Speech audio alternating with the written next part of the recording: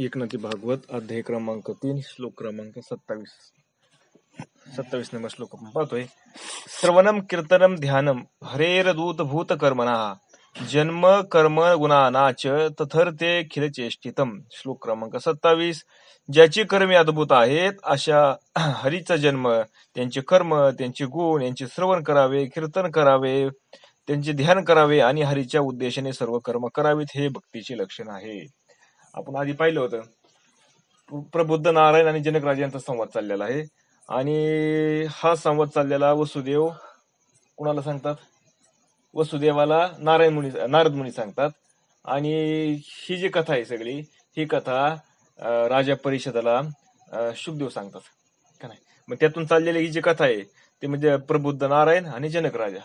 मग आपण पाहिलं आधी की प्रबुद्ध नारायण आणि जनक राजाला सांगितलं की जो परिपूर्ण साधक आहे, जो सद्गुरूचा म्हणजे सद्गुरूच्या ठिकाणी भाव ठेवतो, सद्गुरूला भावानी शरण जातो आणि सद्गुरूने उपदेश केल्यानंतर त्या उपदेशाचं तंतोतंत पालन करून त्याची जे बुद्धीचा निश्चय होतो, त्याच्या चित्ताची जी वृत्तीची जी स्थिरता आहे ते जे झाल्यानंतर तो भक्ती करतो. कशी भक्ती करतो तो का नाही, त्या भक्तीचं स्वरूप काय ते या श्लोकामध्ये सांगितलं. आपण पाहू.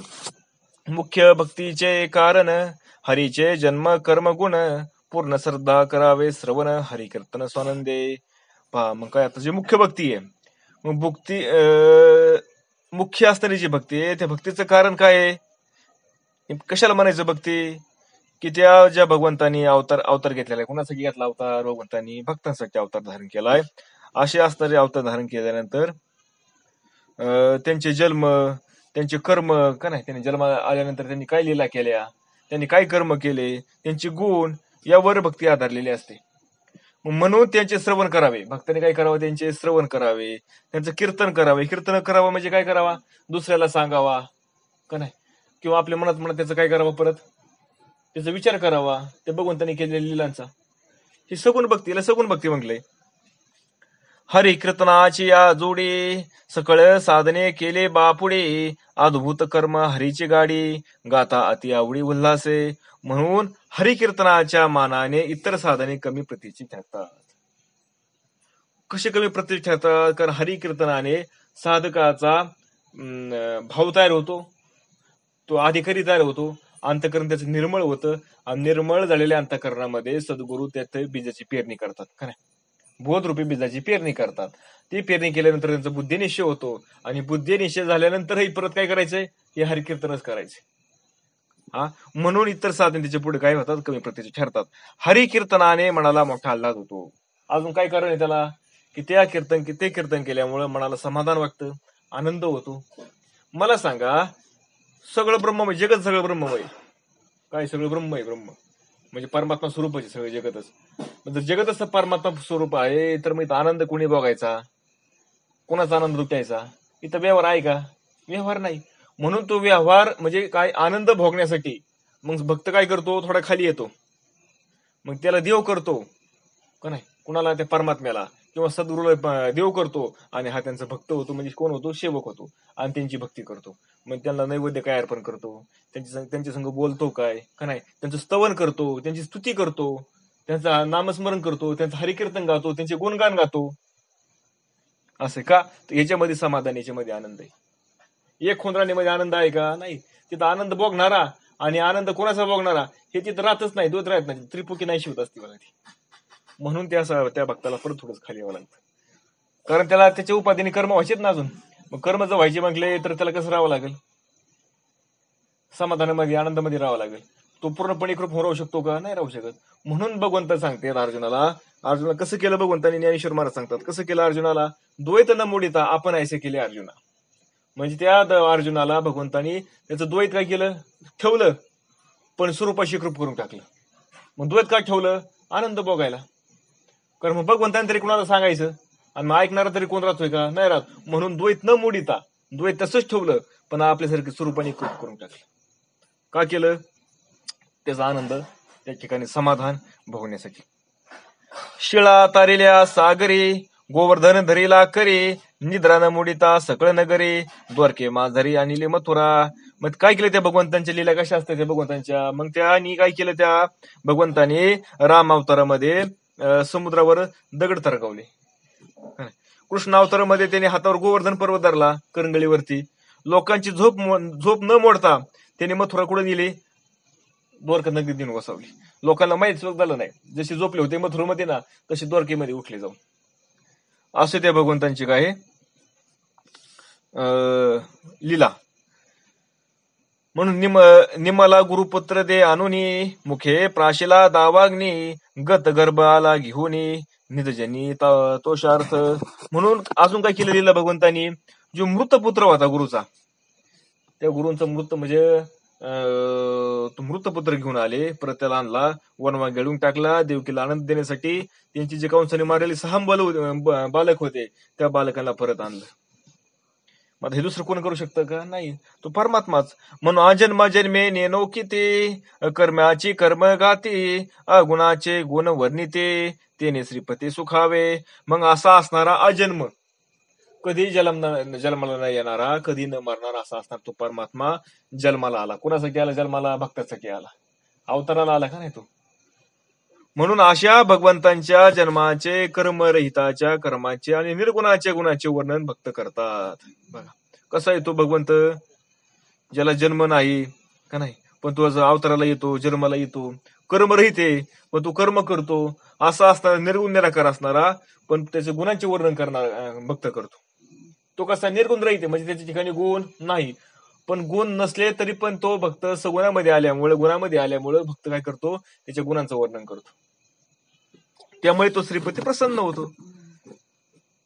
मग जो सुख कुमती निज स्वभावे, तोही जन्म कर्म गुण वैभवे, गाता कीर्तनी अति सुखावे, स्वानंद गौरवे गुल्लतो. मग जो स्वभावताच सुखरूप असतो, परमात्मा स्वरूप कसं आहे, मुळात त्याचं स्वरूपच कसं आहे, आनंदमय सुखरूप आहे. परमात्मा स्वरूपच कसं आहे, तो सुखमय आनंद रूप आहे. मग तो हरिभक्तांना त्याचा जन्म गुण कर्म यांचे कीर्तन केले म्हणजे त्यांना अत्यंत प्रसन्न होतो, तो आनंदाने त्यांचा डुलू लागतो. कोण? तो परमात्मा. ऐशी कीर्तनी गाता कीर्ती, निर्मळ होय चित्तवृत्ती, ते तक्षसावे ध्यान स्थिती, एक नृपती सांगेन. म्हणून कीर्तनामध्ये भक्त हरीची कीर्ती गाऊ लागले म्हणजे त्या भक्ताचे मन प्रसन्न होते आणि त्या मनाला काय होतं, त्याची गोडी लागते. कशामुळे गोडी लागते त्याला? त्या भगवंतांची लीला श्रवण केल्यामुळं, लीला सांगितल्यामुळे एकमेकाला का नाही, त्याचं कीर्तन केल्यामुळं, त्याचं भजन केल्यामुळं, त्याच्या रूपाचं ध्यान केल्यामुळे ते मनाला त्याची गोडी लागते आणि ती मन काय होतं, त्या ठिकाणी स्थिर होतं आणि त्या सगुणाचं ध्यान करायला सुरुवात करत ती. कारण हरीच्या स्वरूपाचे चांगले ध्यान त्याला लागते. हे राजा हरीचे साकार स्वरूप मी तुला सांगतो. मग कोणत्या स्वरूपाचं ध्यान करतो तो? साकार स्वरूपाचं. तो फक्त कोणत्या स्वरूपाचं ध्यान करतो? साकार स्वरूपाचं. मग त्याचं साकार स्वरूप कसं असतं ते सांगतो म्हणजे राजा ऐक. मुकुट कुंडले मेखळा, काशे कशिला सोनसळा, आपद रुळे वनमाळा, घन सावळा घवघवीत, मस्तकावर मुकुट आहे. त्याच्या मस्तकावर काय आहे? मुकुट. दोन्ही कानामध्ये सुंदर कुंडले आहेत, कमरेला मेखला असून पितांबर परिधान केलेला, त्यांनी पायापर्यंत लोंबणारी वनमाळा घातलेली आहे. सावळा असा असूनही तो श्रीकृष्ण सूर्याप्रमाणे झळकत आहे. राजेस सुकुमार मदनाचा पुतुळा का नाही, असं ते असणार भगवंत स्वरूप. रवी शशी कळा लोपलिया, कस्तुरी मळवट चंदनाची ओटी, रुळे माळ कंठी वैजयंती, असं असणार ते परमात्म्याचं स्वरूप. काय होतं, अशा स्वरूपाचं तो भक्त ध्यान करायला लागतो. सावळ असणारे स्वरूप का नाही, मुकुट, डोक्यामध्ये मुकुट आहे, कानामध्ये कुंडल येतं, पिवळा पितांबर धारण केलेला आहे, वैजयंती माळा आहे गाळ्यामध्ये, पायापर्यंत रुळते. असं असतं कोट. असं असतं ते स्वरूपाचं सावळा असणार स्वरूप. त्याचं जसं डोळे कसे येतं कमळासारखे का नाही, असे रेखीव, असे लाल असणारे ओठ, असं कसा दिसतोय, सुकुमार एकदम सुंदर असा दिसणार परमात्मा. त्याचं ध्यान करायला लागतो तो भक्त. मग ऐशी मूर्ते सुरेख सगुण, का निरसोनी रूप नाम गुण, ध्यानी ठसावे निज निर्गुण, ब्रह्म परिपूर्ण पूर्णत्वे. मग अशी सुरेख साकार मूर्ती भक्ताच्या ध्यानात ठसते. बघा अशी असणारी भगवंताची सुंदर मूर्ती काय होते, भगवंत भक्तांच्या ध्यानामध्ये ठसते.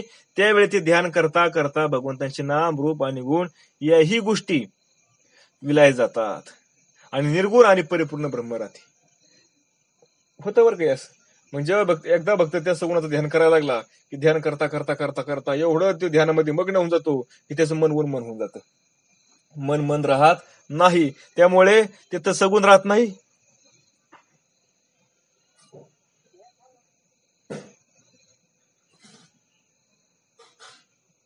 त्यामुळे तिथं काय राहत नाही, सगुण राहत नाही आणि निर्गुणाची जाणीव राहत नाही. त्या ठिकाणी काय राहत नाही, सगुण राहत नाही, निर्गुणाची जाणीव राहत नाही. म्हणून भक्त काय करतो, त्याचं चिंतन करत असतो.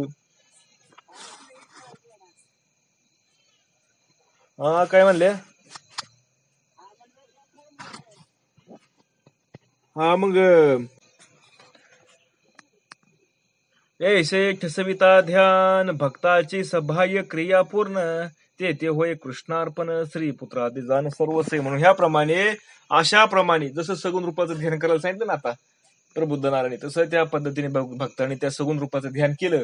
त्याच ध्यान करता करता करता काय होतं, त्या ध्यानामध्ये तो एवढा मग्न होऊन जातो की त्याचं मन मन होऊन जातं. आता ध्यान करणारा, ज्याचं ध्यान करायचं तो आणि ध्यान करण्याची क्रिया ही त्रिपुटी बाद होऊन जाते. तिथं काय शिल्लक राहत नाही. निर्गुण आणि परिपूर्ण ब्रह्म राहते फक्त. आता काय राहतं, परिपूर्ण ब्रह्म एकच राहतं ते फक्त. तो पण बोलण्याचा विषय राहत नाही. मग जे परिपूर्ण ब्रह्म राहिलं ते म्हणून का आता मी परिपूर्ण ब्रह्म आहे, मी परिपूर्ण ब्रह्म आहे असं म्हणून का, ते का म्हणणार नाही? कारण ते असं जरी म्हणलं तर काय झालं, ते द्वैत झालं. कारण बोलणारा राहत नाही ना. आता आपण आधीच पाहिलं, त्यांनी काही सांगितलं प्रबुद्ध नारायणी की त्या ठिकाणी साधक मौन होतो, मौन. त्रिपुटी बाद झाली ना. मग आता बोलणारा कोण आहे आणि कोणाबद्दल बोलायचंय, सगळा तो एकच झाला ना.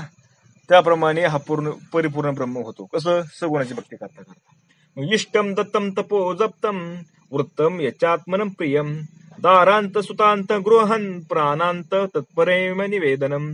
श्लोक क्रमांक 28. यज्ञ, दान, तप, जप, सदाचार आणि आपापल्या प्रिय असणाऱ्या गंधपुष्पादी व सर्व वस्तू, तसेच आपली स्त्री, पुत्र, घर, प्राण हे सारे परमात्म्याला समर्पण कसे करावे हे शिकावे. हे काय करायचंय, हे संतांच्या संगतीमध्ये जाऊन हे शिकायचं त्यांच्याकडनं. का नाही, ही भक्ती कशी करायची, भक्तीचा प्रकार काय आहे ते सांगतात आपल्याला ना ते. आता परत काय सांगतात पुढे बघा. अग्निहोत्रादी याग होम घृणादी दान अनुत्तम तप म्हणजे स्वधर्म जो वर्णाश्रम यथोचित. ह्याप्रमाणे ब्रह्मभावनामध्ये भक्त एकदा शिरला, ब्रह्मभानामध्ये, आता त्याला ब्रह्माचं भान आलं, त्याच्यामध्ये तो एकदा शिरला की त्याची सर्व शारीरिक मानसिक कर्म स्त्री पुत्रादी सर्व प्रपंच कृष्णार्पण होतात. याचं काही शिल्लक राहत.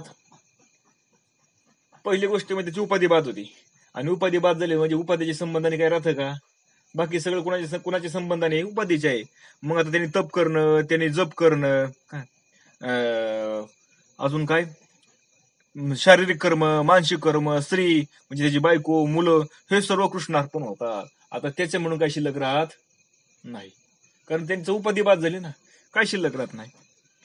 मग आगोमुक्ता यथाशास्त्र आवरण विधी विधान तंत्र गुरु दीक्षा शुद्ध मंत्र अथवा नाम मात्र तो जपू की जे.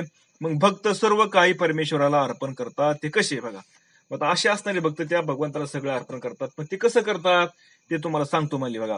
अग्निहोत्र इत्यादी होम, पर्वकाळी उत्तम दान, तप म्हणजे स्वधर्माचे पालन, शास्त्रोक्त आचरण, पूजा अर्चा, विधिविधाने, मंत्रतंत्र, साधना, गुरुदीक्षा, नाम मंत्र जप इत्यादी सर्व करून ह्यांचा करता मी आहे असा संकल्प न करता निर्विकल्प मनाने हे सर्व कृष्णार्पण करावे.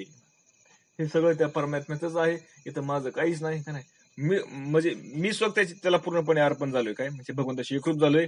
आता तू परमात्मा सोडून इथं काही शिल्लक राहत नाही. असं एकदा त्याचा भाव तयार झाला की सगळं मनाने काय होतं, ते भगवंताला कृष्ण अर्पण होत असतं. निर्विकल्प. आता केलेल्या कर्माच्या फळाच्या अपेक्षा त्याला नाही, केलेल्या साधनेच्या फळाच्या अपेक्षा त्याला नाही. मी आता लय मंत्र करणार आहे, मी लय जप करणार आहे, किंवा मी लय आता पारायण करणार आहे, किंवा मी लय प्रवचन करणार आहे, किंवा मी लय कीर्तन करणार आहे, किंवा मी लय हे करतो, काय करतोय, पारायण करणार आहे. कुठलाच त्याला अभिमान राहत नाही त्या साधल का त्यांनी सगळं सर्वस्व भगवंताला अर्पण झालेलं असतं त्याचं. मग हरीशी झाले जे अनन्य शरण ते हरीचे लढीवाळ पूर्ण त्यांचे हरे करे प्रतिपाळन जे जननी जाण तानुलिये. हरीला जे अनन्य शरण होता ते त्याला प्रिय होता. म्हणून आणि जे भगवंताला अनन्य शरण जातात ना तेच फक्त जे अनन्य भावाने शरण गेला तेच फक्त भगवंताला प्रिय होतात. आणि आई मुलाचे पालन करते त्याप्रमाणे तो त्याचं पालन करतो. आता त्याचं पालन करणार कोण आहे? ईश्वर आहे. आणि कुणाचं पालन करतो? भक्ताचं पालन करतो. आणि ईश्वर आणि भक्त आता हा संबंध तिथं आलाय. या लागी जे जे जीविकावर्तन तेही करावे कृष्णार्पण. हे माझे म्हणून अभिमान भक्त ज्ञान न धरती कदा.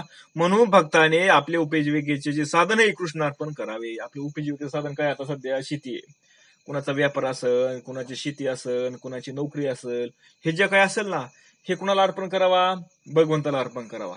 मग आता भगवंताला अर्पण केलं म्हणजे आपण काही करायचंच नाही का? आता ते करायचं ते, पण त्यांची सेवा, आपण त्यांचा सेवक आहे, आपण त्यांचं कोणी सेवक आहे म्हणून त्यांचं म्हणून करायचं ते. जसं सालकरी गडी एखाद्या मालकाची तर कसं कामाला असतो, मग तो कुणाचं म्हणून करतो? सगळं मालकाचं म्हणून करतो ना. तसं त्या परमात्म्याला आपण आपल्या सगळ्या उपजीविकाचं जे असेल ना साधन, त्या साधनाचा त्याला मालक करावा, आपण त्याचा सेवक व्हावा आणि त्याचं तेच कर्म त्याचं करायचं, म्हणजे त्याची सेवा होती ती त्या परमात्म्याची.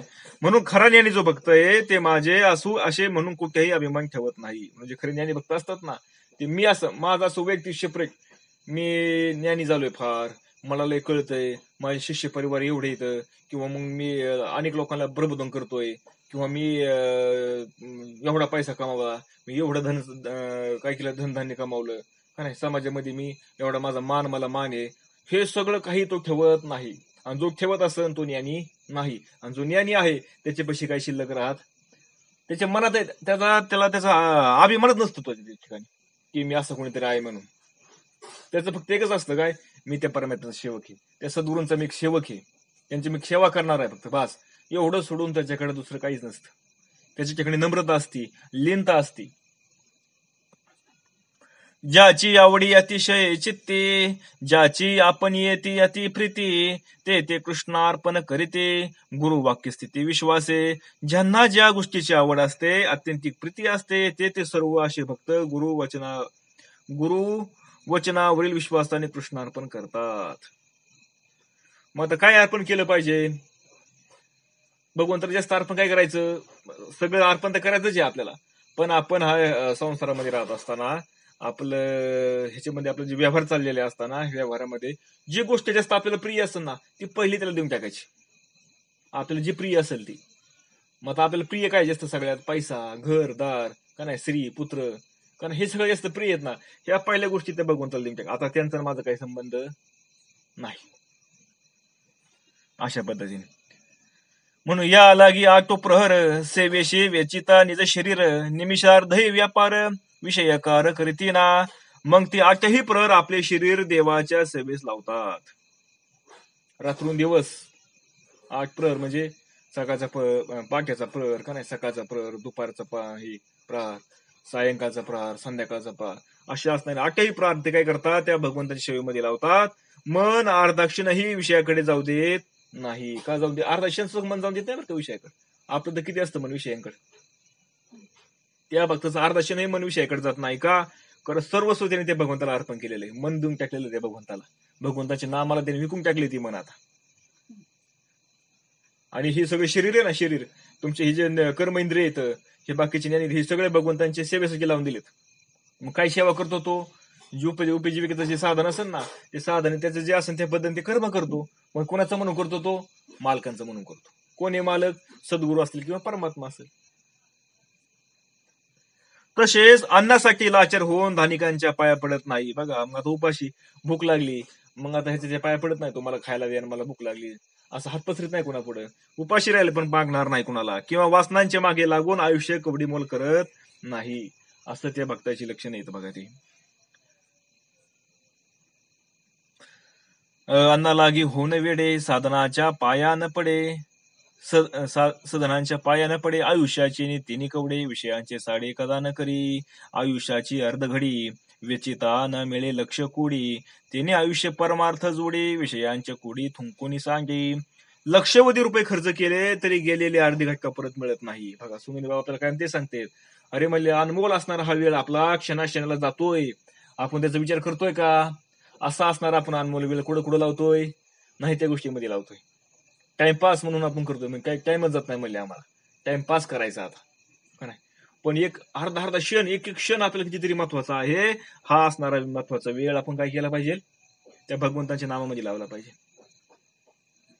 कारण सोनवणे बाबांनी तरी कीर्तनामध्ये सांगितलं होतं म्हणल्या, एक क्षण जरी गेला म्हणले, एक सीन जरी गेला म्हणले, किंवा 5 मिनिटं जरी गेली, एक क्षण गेला, तो परत आणून दाखवा म्हणले, बरं मिळतोय का आपल्याला? गेला तो गेलाच, जो गेला ना तो गेलाच, तो परत येणार. म्हणजे आपल्या आयुष्यातलाही तो कमी झाला. मग त्या क्षणामध्ये आपण काय केलं नेमकं?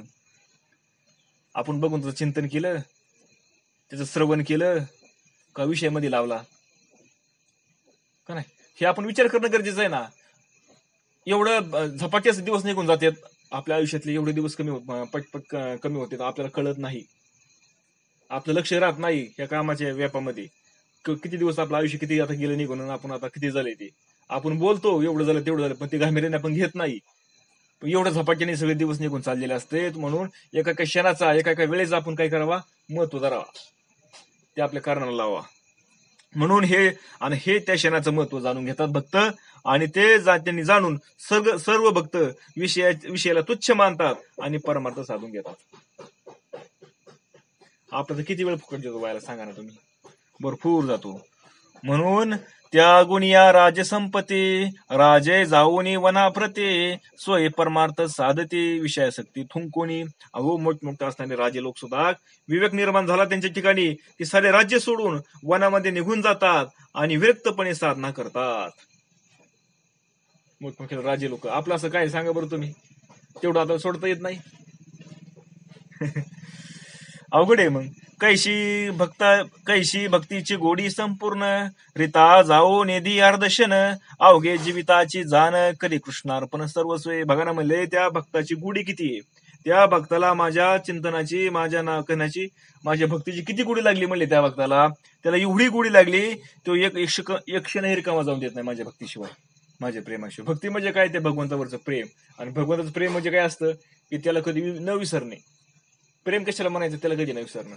जसं आई असते, आई लहान लेकराची, ती लेकरू झाल्यापासून तर साधारणतः जोपर्यंत लहान आहे बघा, परत स्वाधीन म्हणजे आई, जोपर्यंत ते आईच्या ह्याच्यामध्ये काय आई करेल तरच ती खाईन पिईल, आई करेल तरच ती कपडे घालेल, आंघोळ करेल, असं जोपर्यंत आहे तोपर्यंत मला सांगा बरं, आईच्या चित्तामध्ये कोण असतं? लेकरू असतो का? एक क्षण तरी ती लेकराला विसरते का? एक क्षण सुद्धा ते त्या बाळाला विसरत नाही. अगदी तसंच हा भक्त एक क्षणही त्या भगवंताला विसरत नाही. त्याला म्हणायचं भक्ती. काय होत नाही? एक क्षणही तू त्याला विसरत नाही, तू रिकामा जाऊन देत नाही. मग असे आपले सर्व जीवी सर्वस्वी कृष्णार्पण करतात. मग आपलं असे एक क्षणही जसं रिकामा जाऊन देत नाही भगवंताच्या भक्तीशिवाय, तसं आपलं राहिलेलं सगळं जीवन आहे, सगळं काय जे असं आपलं आतापर्यंत शिल्लक राहिलेलं ते सगळं त्या भगवंताला कृष्णार्पण म्हणजे भगवंतासाठी अर्पण करून टाकतात. आता भगवंताची भक्ती सोडून त्यांच्या ठिकाणी दुसरं काय राहत नाही. याला म्हणायचं भक्त. मग आता सांगा बरं, आपण हे भक्त या भूमिकेमध्ये आपण बसतो का? आपण आपला विचार करायचा, खरंच मी त्या भक्त या भूमिकेमध्ये बसतो का? भक्त कोणाला म्हणायचं? जो अर्धाशी नाही रिकामा जाऊन देत नाही भगवंताच्या स्मरणाशिवाय, त्याला म्हणायचं भक्त. आपला किती वेळ भगवंताच्या स्मरणामध्ये जातो, किती वेळ आपल्या विषयामध्ये जातो, मग आपण आपल्याला भक्त म्हणायचं खरं नाही ना. आपण अजून ते मार्गस्थ आहेत, आपण त्या मार्गाने चाललेलो आहे आपण अजून. म्हणून आपण असा विचार केला पाहिजे, थोडा विवेक जागा केला पाहिजे, सावध झालं पाहिजे, आणि काय केलं पाहिजे? भजनाला लागलं पाहिजे, भक्तीला लागलं पाहिजे भगवंतांच्या. आणि पुत्र दाराधिक जे जे घरी ते भगवत वसे सेवावरी स्वय श्रीकृष्णार्पण करे माझे म्हणून न धरी ममता जीवी. अहो म्हणले घरात स्त्री असते, पुत्र असतात, मूल्यवान वस्तू असतात, सोनी आणि का नाही, फक्त सगळे भगवंतांचे आहे असे मानतो. तो काय मानत नाही माझं आहे असं मानत नाही.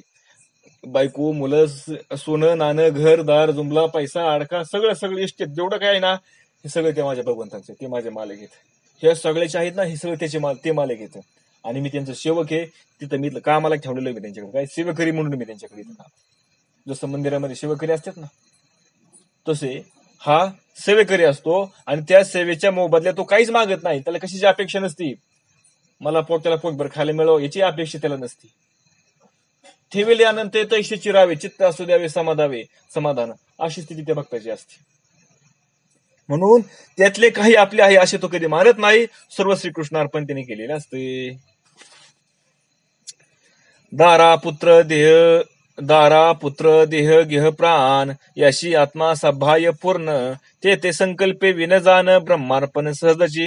म्हणून श्री आदी सर्व ज्या गोष्टी आत बाहेर सर्वत्र आत्माच आहे. बघा, स्त्रीमध्ये पण आत्मा आहे, बाहेर पण आत्मा आहे, आतही आत्माचे, आत्मा सोडून दुसरं काहीच नाही. ह्याचे पक्के भान त्याच्या ठिकाणी असते. त्याचे सर्व काही मुद्दाम संकल्प न करता ब्रह्मार्पण अर्थात कृष्णार्पण होत असतात. म्हणून ते असं आठ्यासाने म्हणत नाही आता हे कृष्णार्पण, हे भगवंताला अर्पण, हे कर्म केलं ते भगवंताला अर्पण, हे भक्ती केली भगवंताला अर्पण, असं तू कधी म्हणत नाही. का म्हणत नाही? कारण त्याला पूर्ण भान आहे, एक परमात्मा सोडून दुसरं काहीच नाही. म्हणून त्याने जे जे करत ना तो सगळं कृष्ण अर्पण मनाने होत जात. त्याला अर्पण करायची आवश्यकता राहत नाही. कशामुळे होतं की त्याच्या दृष्टीने हा सगळा परमात्माचे, परमात्मा सोडून इथं काही नाहीच आहे दुसरं. मग आता जे करेल ते कृष्ण अर्पण झालं ना. मग त्याला त्या कर्माचं आणि कर्म त्याने केलेलं कर्म कसं झालं? संकल्प वेग म्हणजे संघ निष्काम कर्म झालं. ते कसं कर्म झालं? ते निष्काम कर्म झालं. सकाम कर्म राहत नाही. आता ते का राहत नाही? कारण परमात्मा सोडून दुसरं काहीच नाही आणि हा सगळं त्याचं म्हणून करतो. मग आता कर्माचं त्याला फळ मिळणारच नाही. ये व कृष्णात्मनाथेषु मनुष्येषु च सौहृदम परिचार्याचोभयत्रम मस्तु नृषो साधुषु. श्लोक क्रमांक 21. भक्तांनी काय शिकावे?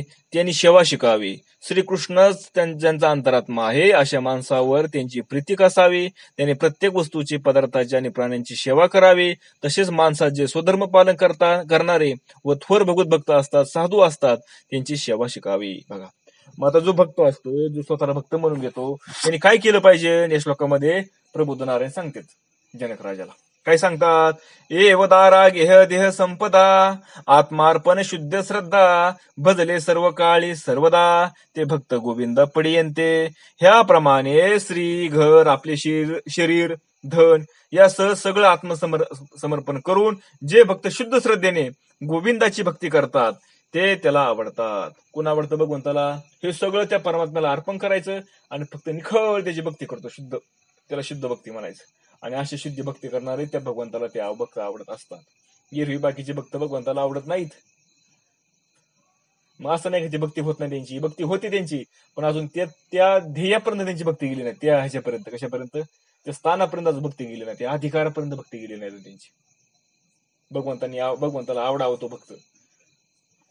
पण त्यातही सर्व प्राण्यांच्या हृदयात, बघा मग त्यातही काय करतो तो? सर्व प्राण्यांच्या हृदयामध्ये असणारा नांदणारा परमात्मा श्रीकृष्णाचे भजन करणेच श्रेष्ठ आहे. म्हणून काय केलं पाहिजे की एरवी सगळ्या हृदय देशी अमुक अमुक आहे, अमुक अमुक आहे ऐशी वस्तू जे स्पुरे अहर्निशी का नाही वस्तू आम्ही सगळ्यांच्या हृदयामध्ये जे आहे ना, जो आत्मा आहे, जो परमात्मा आहे, तो कोणी? तुम्हीच आहे असं त्याला स्फुरण असतं सगळं.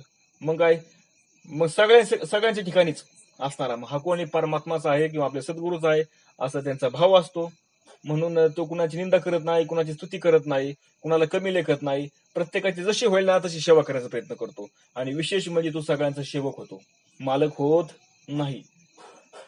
मग कुत्रा जरी असेल ना, कुत्रा तरी तो म्हणतो, त्यांना मालकच म्हणतो, हा त्यांचा सेवक होतो. म्हणून नामदेवराय महाराजांना ज्यावेळेस समजलं की हा परमात्मा व्यापक आहे सद्गुरूच्या कृपेने, विसोबा खेसारांकडे त्यांना समजलं, त्यावेळेस भगवंत कुत्र्याचं रूप घेऊन गेले त्याच्याकडे.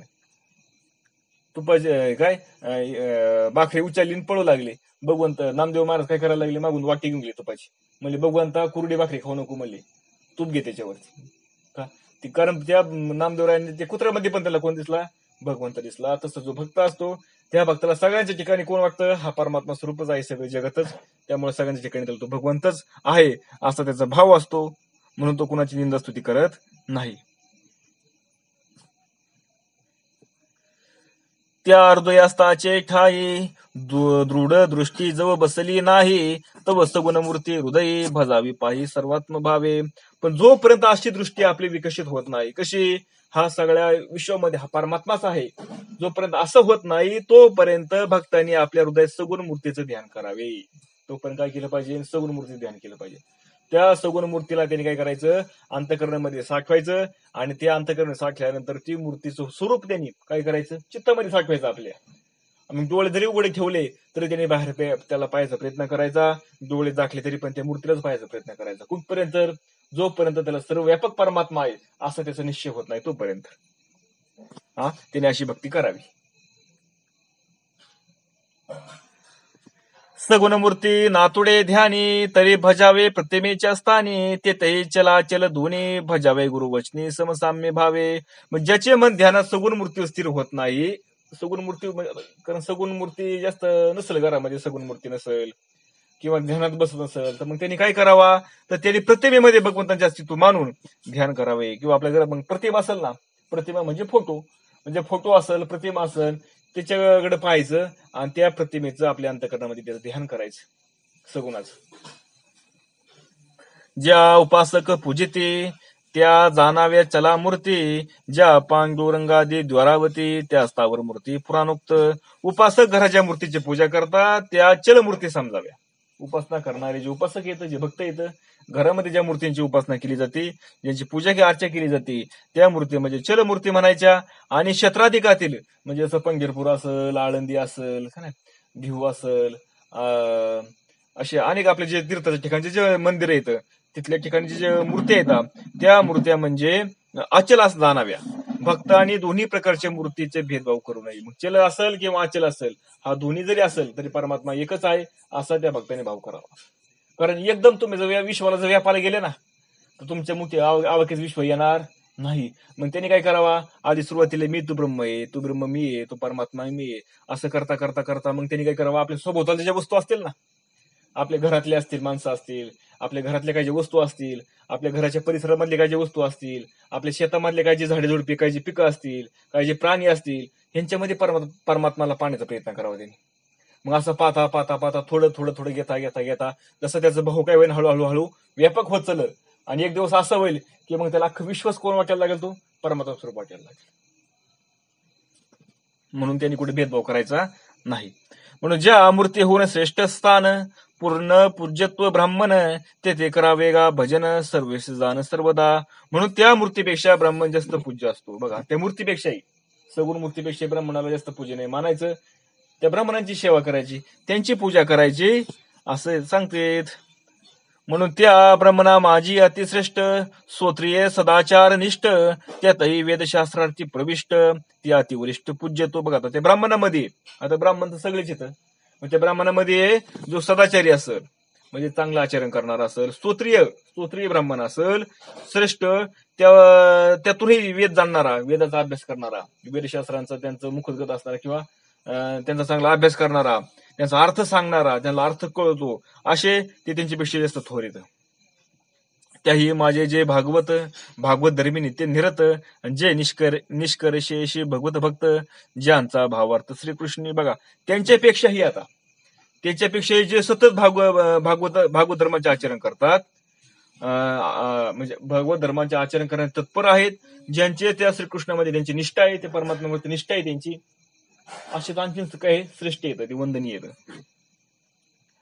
ज्याशी आत्मा श्रीकृष्ण हृदयस्थ, ज्यांचा अनन्य स्वामी श्रीकृष्णनाथ, आयशे जे भगवत भक्त, ते पूज्य निश्चितनीच भक्ता. बघा, आता त्यातही ज्याच्या ठिकाणी हृदयस्थ आत्मा हा श्रीकृष्ण आहे, म्हणजे ज्याचा असा भाव आहे की हृदयस्थ असणारा जो आत्मा आहे तो श्रीकृष्ण आहे. श्रीकृष्ण आणि आत्मा वेगळा नाही, श्रीकृष्ण आणि परमात्मा वेगळा नाही, श्रीकृष्ण आणि सद्गुरू वेगळा नाही, सद्गुरू आणि ही जगत, ती श्रीकृष्ण आणि ही जगत वेगळा नाही, असा ज्याचा निश्चिमभाव आहे, असे असणारे ज्ञानी, याला ज्ञानी म्हणायचं बरं का, असे असलेले ज्ञानी हे ज्ञानी झालेले असतात.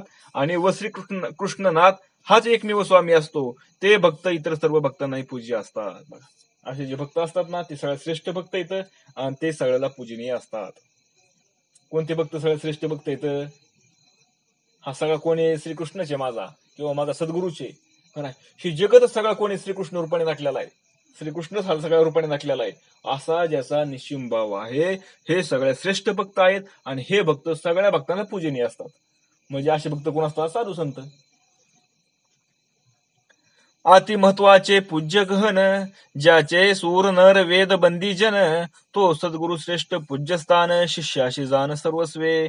आणि ज्या सद्गुरूची देव मनुष्य आणि वेद स्तुती करतात, तो सद्गुरु तर शिष्याला सर्वात जास्त पूज्य आहे. बघा, आणि श्रीकृष्ण भक्ताचे म्हणजे श्रीकृष्ण सगळं आहे असे जे भक्त असतात ते तर आहेतच आहेत, पण त्यांच्याही पेक्षा म्हणजे जे सद्गुरुच देव आहे, सद्गुरुच कोण आहे? देव आहे. मनुष्य आणि वेद स्तुती जे करतात कोणाची? सद्गुरूचे. असे असणारे सद्गुरू शिष्याला सर्वात जास्त पूज्य आहेत. बघा की ज्या शिष्याला सद्गुरू जास्त पूजन आहेत हे सगळ्यात त्यांच्यापेक्षा श्रेष्ठ भक्त आहेत. गुरुभक्ती म्हणायचं याला, गुरुभक्ती. कारण भगवंताची पूजा करून त्यात काही नवल नाही, भगवंताची भक्ती करून त्यात काही नवल नाही. पण सद्गुरू भगवंतच हा सद्गुरूच्या रूपाने माझ्यासाठी आलेला आहे असा ज्याचा भाव ठेवून जो सद्गुरूलाच भगवंत म्हणून त्याला पूजनीय असतो, त्यांची सेवा करतो, त्यांची पूजा करतो, सतत त्याच्या चित्तामध्ये ते सद्गुरू असतात, हे भक्त त्याच्यापेक्षा श्रेष्ठ आहेत म्हणले. आणि असे भक्त मला फार आवडतात म्हणले. का? माझ्या भक्तांची सेवा करतात म्हणले ते. मग आता मला सांगा, तुकाराम महाराजांपेक्षा जिजाबाईला भगवंताने आधी दर्शन दिलं का नाही? का दिलं दर्शन? कारण त्यांच्या भक्ताची ती सेवा करीत होती ना, म्हणून. मग गुरु ब्रह्म दोन्ही समान, हे वचन दिशे गौण, गुरु वाक्य ब्रह्मा ब्रह्मार्पण, ते होवाय संबंध भिन्नत्व नुरे. हा क्रम आहे बरं का, हा सुद्धा काय एक क्रम आहे. कारण एकदमच जर तुम्ही म्हणायला गेले ना सगळं जगत ब्रह्ममय, सगळं जगत ब्रह्ममय, तर हा अनुभव तुम्हाला लगेच येणार नाही, तुमचं फसगत होईल. म्हणून आधी थोडं थोडं थोडं थोडं आकळत चालावं. आपण काय करावं? थोडं थोडं थोडं थोडं. आपण मगाशी तुम्हाला सांगितलं ना, आधी आपल्या सभोवतालचं, आधी आपण आपल्या सभोवतालचं, काय ना, आपल्या घरातल्या परिसराचं, मग आपल्या आणखीन जवळजवळच्या, मग आपल्या गावातलं, मग तालुक्यातलं, असं हळूहळू हळू काय करायचं? व्यापक भाव करत चालायचा. विचारांती बरं का, विचारांनी. गुरु ब्रह्म दोन्ही समान, ही वचन दिशे गौण, गुरु वाक्य ब्रह्म ब्रह्मन, ते होवाय समान भिन्नत्व नुरे. गुरु आणि ब्रह्म समान असतात असे लोक म्हणतात, पण ते म्हणणे योग्य दिसत नाही. बघा, गुरु आणि ब्रह्म म्हणले काय? एकच म्हणले, पण भगवंत ते प्रबोधन नारायण सांगतात, पण तेही योग्य नाही म्हणले. का? कारण गुरु वाक्याने ब्रह्माला ब्रह्मत्व येते. कारण सद्गुरूच्या मुळे ते ब्रह्माला ब्रह्मत्व येतं, त्या सद्गुरूमुळे देवाला देव पण येतं. म्हणून देवाला लोक देव म्हणून ओळखतात. नाही तर देवाला कोण ओळखतंय? मग त्याला ओळखणारा कोण आहे? ओळखायला लावणारा सद्गुरू आहे. म्हणून सद्गुरू देवापेक्षा श्रेष्ठ आहे का नाही? सद्गुरू काय येतं? त्या भगवंत त्या ब्रह्मापेक्षा म्हणा किंवा त्या देवापेक्षा ते श्रेष्ठ येतं. अशी कल्पना करून मग त्यांना समान मानावी अशी भिन्नता त्यांच्यात नसते, म्हणून तो प्रतिपणाचा विषय नाही. जैसा देवाचे ठाई भाव, तैसाचे गुरुचरणी सद्भाव, गुरुदेवा माझी पाहो, भिन्नत्व भाव असे ना. म्हणून जसा भाव देवाच्या ठिकाणी तसाच गुरूंच्या ठिकाणी ठेवावा लागतो. म्हणून देवाच्या ठिकाणी जसा भाव असेल ना, तसं सद्गुरूच्या ठिकाणी आपला भाव असावा. कारण माझ्या विठोबाचा कैसा प्रेम भाव, आपणची देव होय गुरु. ज्यावेळेस भक्ताचा अधिकार तयार होतो त्यावेळेस त्या भगवंताला दम निघत नाही. तो भगवंतच काय करतो? कोणाच्या तरी रूपाने म्हणजे त्याच्याच रूपाने तो कुणाचं तरी निमित्त करून तो पुढे येतो भक्ताच्या, आणि त्याला तो मार्ग दाखवून देतो. म्हणजे त्याला आपण सद्गुरू म्हणतो. म्हणजे कोण आला सद्गुरू होऊन? तो भगवंतच आला का नाही? म्हणून काय केलं पाहिजे की देव आणि सद्गुरू यांच्या ठिकाणी भेद न ठेवता गुरु आणि देव यात भेद न राहत नाही, असं विचाराने बरं का आपण.